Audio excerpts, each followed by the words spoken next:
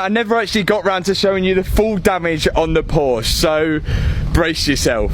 The driver's side wing mirror is missing, along with the wiring loom as well. The driver's side door has some pretty severe dents and holes. It's completely missing a side skirt. The driver's side rear quarter has some nasty dents in it here and here. The rear bumper has damage as well as the diffuser. There's no glass in the boot and it's pretty dented up over there. The passenger side rear quarter definitely took most of the hit. There's no glass here and there's no glass here. Side skirt's damaged, doors damaged, the front passenger side wings damaged, front bumper's damaged, the windscreen's damaged, the A-pillars took a fair amount of the hit, the seat airbag's gone, the door card airbag's gone, and there's some pretty severe dents in the roof. So it's not really looking too good for the Porsche.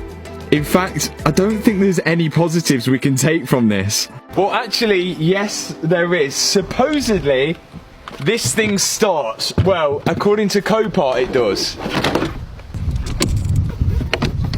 Now, the engines on the Cayman are right at the back, but to access it, you can't just check underneath the boot here. I've never worked on a Porsche before, but I'm pretty sure to access the engine, you have to remove all of this panel here. But even still, after removing that panel there, I don't think you can actually access much. You can't even check the oil on these cars. It's another one of those modern cars which doesn't have a dipstick, annoyingly, but looking underneath it, I can't see any obvious signs of oil leaks or any sort of leaks coming from the back here. And to be honest, it's quite clear that most of the damage is more towards the top end of the car. But the one thing that is at the front of the car are the cooling radiators, which you can just about see here, and surprise, surprise, it looks like these have sprung a leak. But that shouldn't stop me from starting this thing. We probably can't run it to temperature because there might not be any coolant in there, but as long as there's oil in there, we should be alright.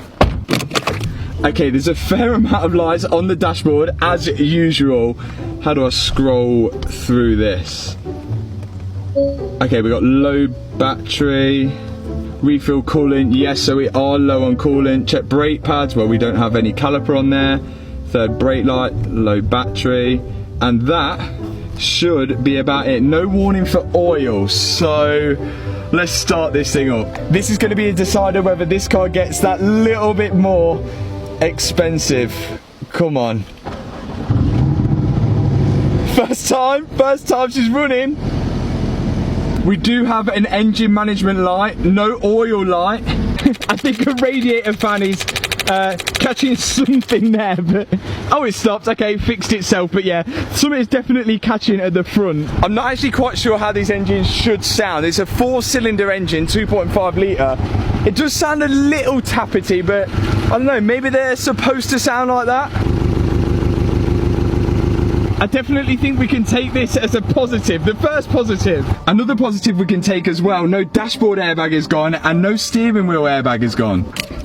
This window work? Yes, we do have a driver's side window, but yeah, no passenger side window. But at least we have an engine which runs. That's definitely one positive to take out of this.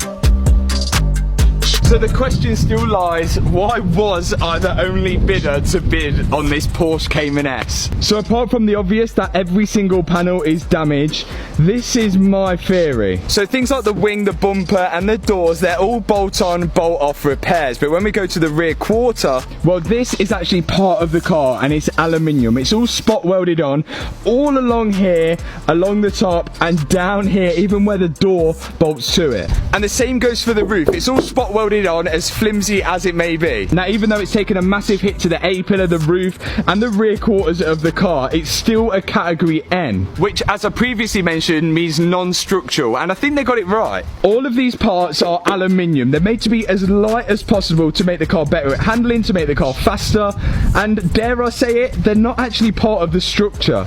I like to think of them more of a beauty cover than a structure. The structure of this car is all underneath this aluminium. You can see the frame just sort of bulging out from the aluminium here. And I think one of the reasons why I was the only bidder on this car is if the damage has gone as far as bending that frame or denting that frame, then this car is as good as scrap. The chassis is bent.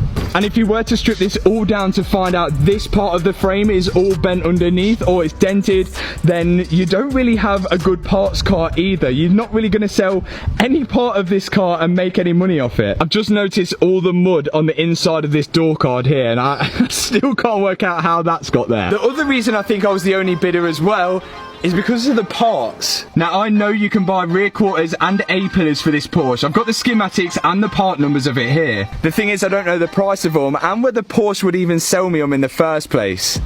Now, remember when we first picked up the Aston Martin and we called them to find out whether we could buy the parts for it, but the main dealer wasn't actually allowed to sell structural parts to the public. You had to be an Aston Martin registered repairer. And the same story could go for this Porsche. Although I don't think these parts are structural, I don't know how they're going to take it with somebody who's not a registered repairer, more of a DIYer, replacing things like the A-pillar and the rear quarter. The time now is 20 to 6, so Porsche will be closed at the moment. So I guess I won't find that out until tomorrow morning.